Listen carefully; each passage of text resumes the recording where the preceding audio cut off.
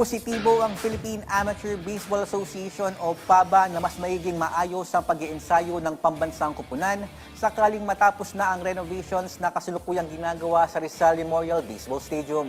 Ang detalye sa ulat ng aking teammate na si Bernadette Tinoy.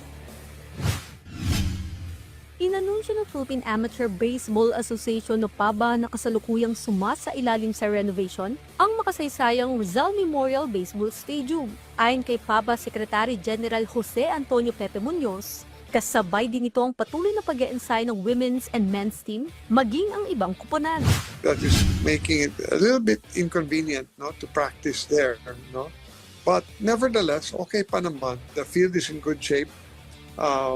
The renovations are in the bleachers. We're happy that the renovations are ongoing.